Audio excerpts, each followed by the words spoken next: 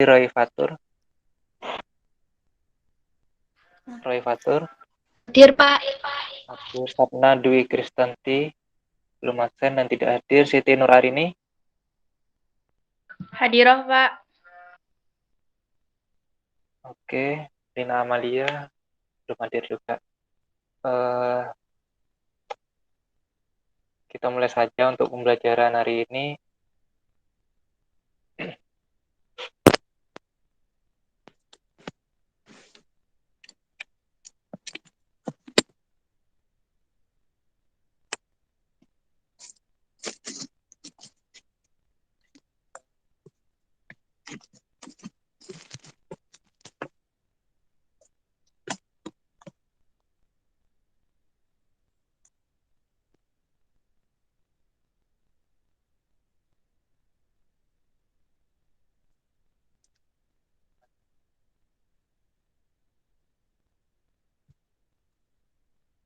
Tadi pagi jam 7 sudah saya bagikan tugasnya untuk pembelajaran fisika itu akan dijelaskan lebih lanjut di saat melalui Google Meet.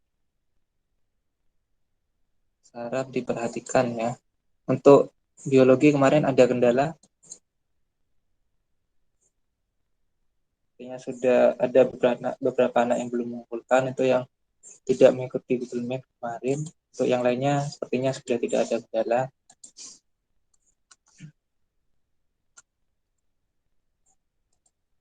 Ini bisa terlihat ya untuk PowerPoint-nya. Bisa, Pak.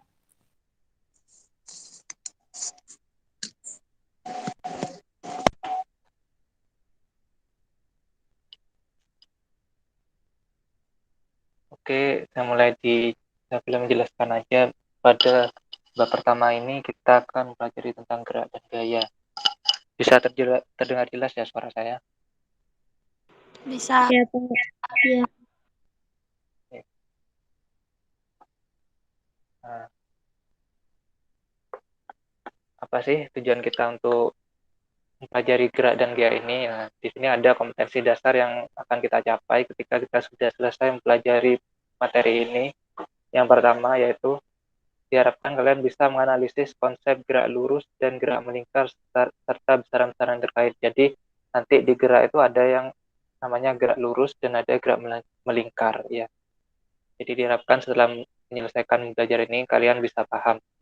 Yang kedua, untuk 3.1 itu merupakan untuk yang pengetahuannya.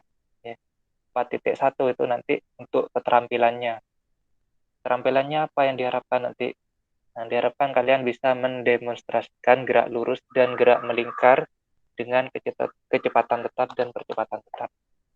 3.2 menganalisis hukum Newton dan konsep gaya. 4.2 mendemonstrasikan hukum-hukum Newton dan konsep gaya. Nanti kalian diharapkan bisa memenuhi kompetensi ini setelah mempelajari bab 1. Ini ada peta konsep. Peta konsep ini dengan adanya peta konsep kalian bisa membayangkan atau memikirkan terlebih dahulu apa yang akan kita pelajari di bab 1 ini. Nah, di sini ada gerak dan gaya. Gerak itu dibagi menjadi ada 2 tadi kan. Ada gerak lurus, ada gerak melingkar. Nah, di sini gerak lurus itu juga dibagi menjadi 2. Ada gerak lurus beraturan, ada gerak lurus berubah beraturan. Ini disingkat GLB, yang gerak lurus berubah beraturan disingkat GLBB. Nah, selanjutnya, kedua-duanya ini, antara GLB dan GLBB ini memiliki laju dan kecepatan, dan juga memiliki yang namanya percepatan. Gerak melingkar ini akan dibahas di pertemuan selanjutnya. Jadi, kita akan bahas gerak lurus terlebih dahulu. Kita pengenalan dulu ya di sini. Nah, dalam aktivitas sehari-hari, kita kan tidak terlepas dari yang namanya gerak. Coba di sini yang bisa mencontohkan apa yang dimaksud gerak itu angkat tangan. Coba, kan ada tombol angkat tangan. Bisa angkat tangan. Yang bisa mencontohkan contoh ketika kita bergerak itu apa? Bagaimana? Coba di kehidupan sehari-hari.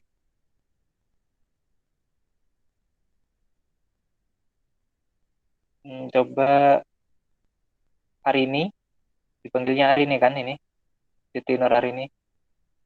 Iya, Pak. Hidupkan mic-nya hidupkan. Coba kasih Bapak contoh kegiatan yang menunjukkan seseorang itu bergerak. Berlari, Lari, eh seperti membersihkan rumah itu juga kan, Pak? ya boleh. Berjalan. Ya, bagus. Ya, sudah. Seperti berjalan, berlari, yang bersihkan rumah, menyapu yang tadi itu bisa dikatakan bergerak ya. Lalu apa yang dimaksud bergerak? Nah, gimana satu benda itu dikatakan bergerak ya? Jadi nanti ada benda yang walaupun bergerak itu kalau di fisika itu tidak dikatakan bergerak. Ini kita akan membahas itu dulu. Sebelum kita mempelajari gerak lurus berubah beraturan. Nah, kita pahami dulu apa itu gerak.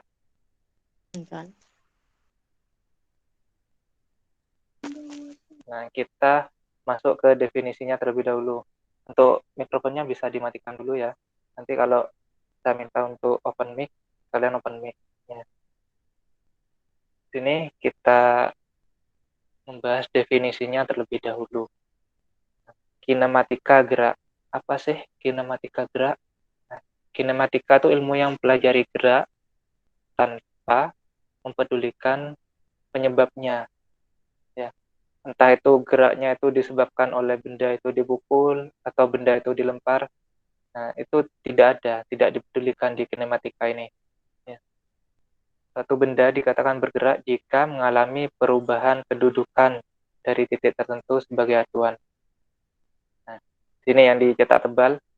Nah, gerak ini definisinya adalah perubahan posisi atau kedudukan terhadap titik acuan tertentu. Jadi benda itu bisa dikatakan bergerak apabila berubah posisi. Ya, misalkan dari titik A ke titik B. Di sini ada ilustrasi. Ya, ini ada tiga gambar, ada gambar A, B, C. Coba angkat tangan yang bisa menyebutkan A, B, C ini yang mana yang bergerak, yang mana yang tidak bergerak. Ada yang bisa? Yang B, Pak. Yang B kena. Siapa barusan? Sebutkan namanya dulu. Rahel. Rahel. Ya, ya dibuka aja mic-nya. Silakan Rahel dibuka mic-nya. Kenapa yang B bisa dikatakan bergerak? Karena yang B itu menunjukkan orang berjalan. Atau nah, yang C bukannya juga berjalan atau berlari nih? Tapi kenapa kok yang C ini tidak dikatakan bergerak? Karena cuma jalan di tempat aja. Nah, iya bagus. Silakan dilakukan lagi mic-nya. Nah, kenapa yang B ini bisa dikatakan bergerak? Karena yang B ini berpindah posisinya, ya, yang berpindah posisinya atau kedudukan, ya, atau kata lainnya dari posisi kedudukan. Dan B ini misalkan di sini titik A, ya, sebelah sini titik B. Nah, ini orang ini berpindah dari titik A ke B. Yang A ini yang bergerak hanya tangannya. Orang ini dikatakan tidak bergerak meskipun tangannya bergerak ini. Karena kedudukan atau posisinya tetap. Orang ini dikatakan tidak bergerak. Tapi tangannya bergerak karena berpindah dari komputer ke kepala ini, garuk-garuk kepala. Ya, tangannya aja yang bergerak. Kalau orangnya tidak bergerak. Jadi bisa disimpulkan bahwa gerak itu adalah perubahan posisi atau kedudukan terhadap titik acuan tertentu. Ya, jadi dari titik A ke titik B. Jadi adanya perpindahan posisi. Bisa dipahami sampai sini? Bisa, Pak. Bisa ya, bagus. Sekarang kita kasih contoh lain. Ke pembahasan selanjutnya. Jarak dan perpindahan. antara jarak dan perpindahan ini merupakan besaran yang berbeda ya. Besarannya sama, cuma di sini perbedaannya apa? Kalau perpindahan itu merupakan besaran vektor, ya, sedangkan jarak besaran skalar. Apa sih bedanya, Pak? Nah, coba misalkan kita lihat definisinya dulu. Perpindahan adalah selisih kedudukan akhir dan kedudukan awal. Nah, jadi kalau perpindahan tuh yang dilihat titik akhir dan titik awalnya saja. Nah, tidak memperdulikan jaraknya. Nah, kalau jarak ini jumlah keseluruhan lintasan. Coba kita lihat ilustrasinya dulu. Nah, di sini ada dua lintasan. Ini lintasan lurus, ini lintasan berliku ya. Kita lihat satu-satu aja dulu. Kita dari ilustrasi ini kita akan bisa membedakan apa itu jarak dan perpindahan. Ya, jadi kita bisa bedakan. Jarak itu jadi yang dihitung lintasan keseluruhannya. Ya, jarak itu lintasan keseluruhan. Kalau perpindahan itu hanya titik A dan titik B. Nah, dari yang atas dulu ya. Ini ada 3 titik. Ada titik A, titik B, dan titik C. Mobil ini bergerak dari titik A ke B ke C. Yang mau Bapak tanyakan, jaraknya berapa?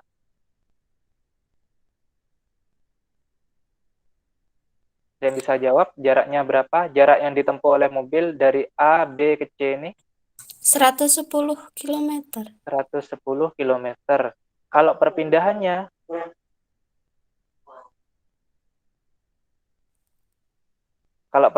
kan yang dihitung titik awal ke titik akhir. Titik awal dan titik akhirnya. Berarti titik awalnya apa? A, A, titik akhirnya C. Ya, C. mobilnya kan nanti berhenti di C. Berarti perpindahan itu hanya ini yang dihitung. A ke C ini berapa? 50. Ah, betul. Itu siapa? Desi Puji. Desi Puji, bagus. Ya, jadi kalau jarak itu semua lintasannya dihitung. Kan dia ke A, B, C. Ya, semuanya dihitung dari A, B, C. Berarti 110 kilometer. Ya.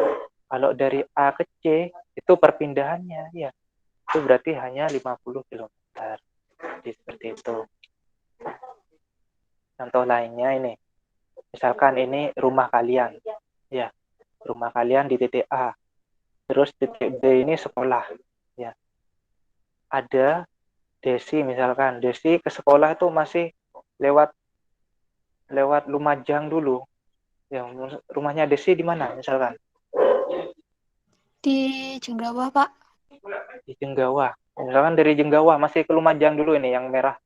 Lumajang terus sampai ke Jember lagi titik B. Nah, ada terus yang titik A ke B.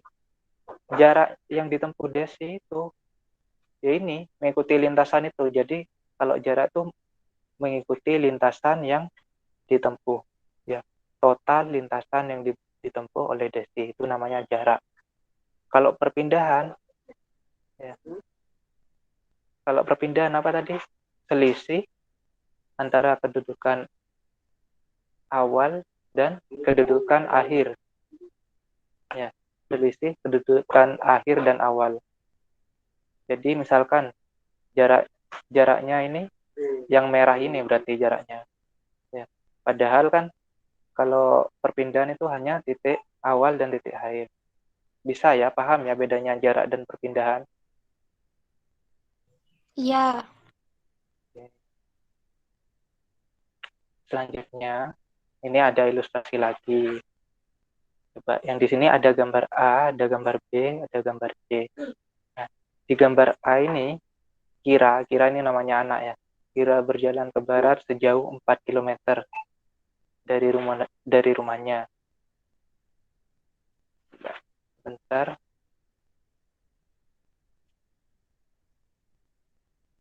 Yang A dulu kita coba ilustrasikan. Kira berjalan ke barat sejauh 4 kilometer. Barat itu ke kiri ya, barat. 4 kilometer. Kemudian 3 meter ke timur. Kalau ke timur berarti kan kembali lagi. Ya, kembali 3 meter ke sini. Sudah. Berarti kira sudah berjalan berapa jaraknya kira? Jarak yang ditempuh kira. Ini kan misalkan ini titik awal.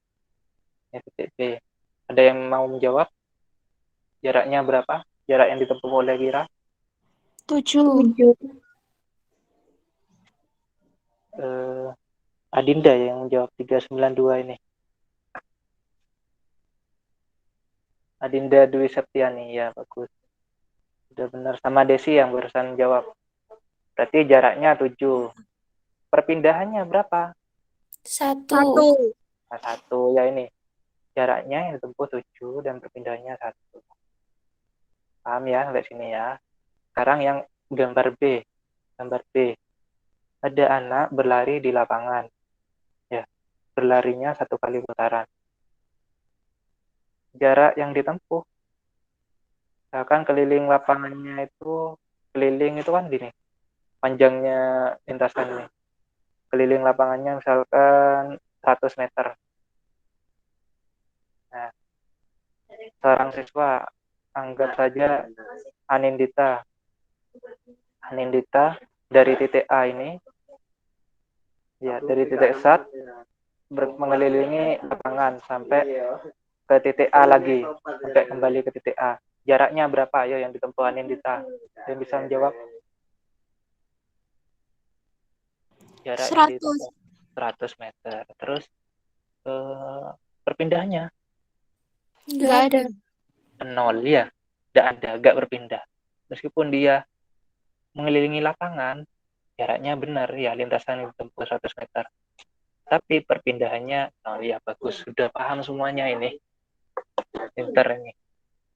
Yang gambar C, nah gambar C di sini Rama bergerak. Nah ini ada titik A, ada titik B, ada titik C. Nah, Rama bergerak dari titik A ke B ke C ya. Nih, dibaca sini Rama bergerak ke utara. Utara, gimana kita tahu utara ke atas itu melihat arah mata angin ya. Kalian kan sudah di SD belajar kompas. Nah, kalau di kompas, barat itu kan di kiri, utara itu atas, timur itu kanan, selatan itu di bawah. Ya. Nah, ikuti aja arah kompas ini. Rama bergerak ke utara, sejauh 4 kilometer. Ya. Nah, ke utara, ke sana, ke atas ini ya, 4 kilometer. Terus kemudian berbelok ke timur. Timur kemana ini? Timur ke kanan ya. Timur ke kanan, berarti dari sini berbelok ke timur. Berapa? Sejauh 3 kilometer. Pertanyaannya, nanti kalau ada soal pertanyaannya, berapakah jarak dan perpindahannya? Jangan hanya jawab jarak saja, jangan hanya jawab perpindahan. Jadi, berapakah jarak yang ditempuh dan berapakah perpindahannya? Itu dijawab satu-satu. Nah, jaraknya berapa? Kan jaraknya. 7. Jarak. 7. Betul. Bagus, bagus. Sudah paham semua ini. Sudah pintar ya. Jaraknya berarti 7 kilometer. Jangan dilupakan juga satuannya ya. Kilometer ini ditekan. Nanti satuan untuk fisika ini harus satuan internasional yang misalkan kilometer. Untuk jarak itu satuannya meter nanti ya. Misalkan di jawaban ada kilometer, itu harus dikonversi dulu menjadi meter ya. Kalian juga harus tahu cara mengkonversinya. Bagaimana cara menjadikan kilometer sampai menjadi meter ya. Itu.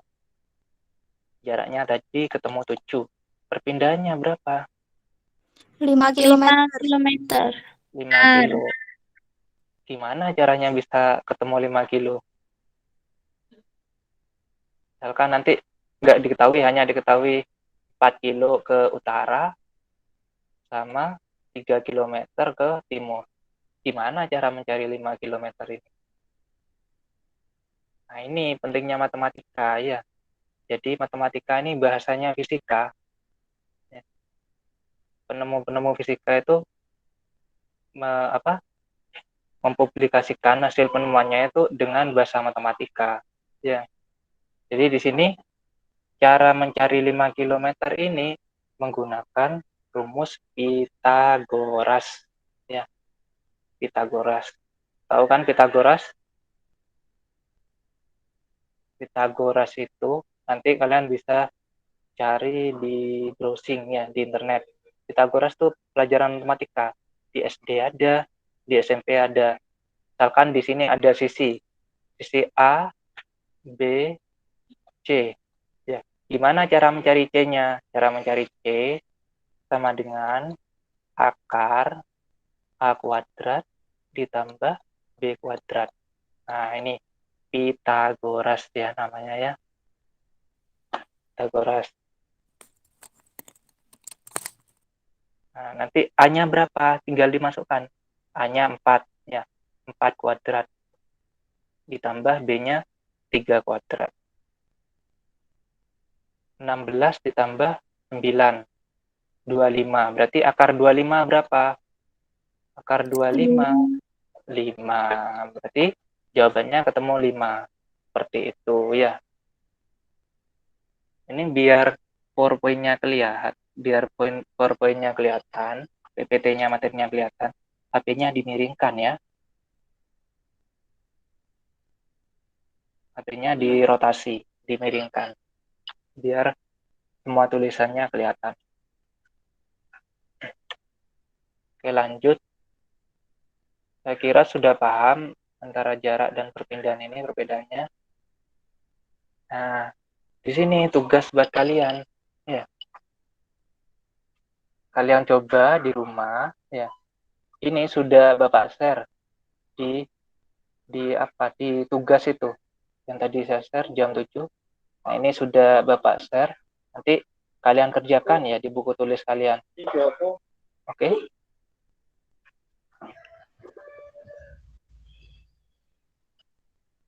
Paham ya? Paham, Pak. Iya. Ya, Jadi ini Pak. sama seperti yang sudah saya contohkan tadi. Ya, sama ini. Ya, kalian kerjakan, tulis di buku, tulis fisika, ya. Terus hasil jawabannya kalian foto. Ya. Setelah difoto terus dikirim di Google Classroom yang ditugaskan itu. Nah, misalkan jawabannya nanti kemarin ada pertanyaan. Jawabannya itu 3 lembar, Pak. Gimana itu cara nguploadnya? Nah, itu tidak hanya satu yang bisa diupload ya, bisa lebih dari satu itu diuploadnya jawabannya. Coba kalian pelajari lagi Google Classroom-nya, karena nanti semua materinya melalui Google Classroom ini. Baik nanti daring, tetap muka, semuanya pengumpulannya bisa aja nanti tetap digunakan ini Classroom-nya ya. Jadi kalian pelajari nanti bisa kok untuk mengupload banyak file gambar ya. Itu bisa. Kalau nggak bisa sharing sama temennya, bisa tanya ya. Kira-kira seperti itu untuk pertemuan kali ini. Hanya itu saja ya. Ini untuk kecepatan dan kelajuan materi selanjutnya untuk pertemuan yang kedua nanti ya. Hari ini sampai di sini saja untuk membahas apa itu gerak, apa perbedaan antara jarak dan perpindahan ya. Hanya itu saja. Mungkin ada pertanyaan. Pak, itu soalnya ditulis apa langsung jawaban? Soalnya langsung jawaban aja ya. Biar enak ditulis saja karena pendek. Hanya 2. Ya, Iya, ditulis Pak. saja sama gambarnya juga ya. Itu kan hanya gambar garis. Nanti kalian juga jawabnya ini ada gambarnya juga. Ini yang nomor 2 ini nanti harus digambar juga. Karena ini Abeng ini nama orang ya. Abeng berangkat dari titik A dan berhenti di titik C. Berarti Abeng ini berangkatnya dari A ke B terus ke C. Nah, nanti Abeng itu ya. Terus ada lagi yang namanya Fatur. Berlari dari titik A dan berhenti di titik D dengan melewati titik B dan C. Ya. Berarti Fatur itu dari A ke B, ke C, ke D. Nah, itu masing-masing digambar. Untuk Abeng gambarnya gimana, untuk Fatur gambarnya gimana. Ya. Nanti dijawab. tentukan jarak dan perpindahannya. Sama kayak yang tak jelaskan barusannya. Paham ya? Insya Allah paham, Pak. Sip. Paham, Pak. Pasti bisa ini. Udah pinter-pinter semua ya. Batasnya mengerjakannya sampai nanti malam bisa ya. Bisa. Insya Allah bisa. Ini hanya 2 soal. Ya, gampang. Ini sama seperti yang tak jelaskan, hanya berbeda angkanya saja. Oke. Saya kira kalau sudah tidak ada pertanyaan lagi, apa ada lagi pertanyaan? Tidak Sudah ada, ya? Pak. Oke, sudah cukup. Jadi untuk pertemuan kali ini bisa kita akhiri. Ya, tetap semangat, tetap jam belajar ya. Untuk ini bisa kalian kerjakan langsung atau menunggu nanti sampai sore, tidak apa-apa ya. Setelah semua pembelajaran selesai nggak apa-apa. Mau mengerjakan langsung sekarang nggak apa-apa. Tapi kalian juga harus mempersiapkan ke pembelajaran selanjutnya ya. Jadwal selanjutnya. Jangan jadi alasan, saya ada tugas fisika. Nah, ini tugasnya bisa dikerjakan nanti ya setelah pembelajaran selesai. Kalau 30 menit kan sekarang masih ada waktu 30 menit. Kalian ngerjakan dulu udah apa-apa semampunya ya. Nanti bisa dilanjutkan di sore ya. Jadi seperti itu. Mungkin saya akhiri dulu untuk pertemuan kali ini. Salam sehat untuk semuanya. Ya, sebelum diakhiri, mari kita membaca hamdalah bersama-sama. Alhamdulillahirabbil alamin. Alhamdulillahirabbil alamin. Sebentar saya screenshot dulu untuk dokumentasi. Oke.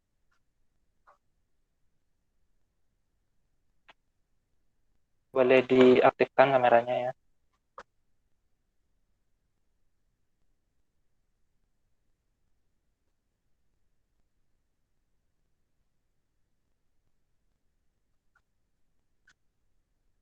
Kameranya boleh diaktifkan dulu.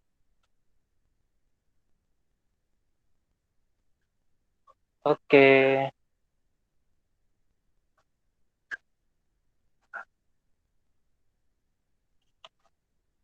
Oke, terima kasih semuanya. Assalamualaikum warahmatullahi wabarakatuh. Waalaikumsalam warahmatullahi wabarakatuh. Terima kasih, Pak. Ya. Pak.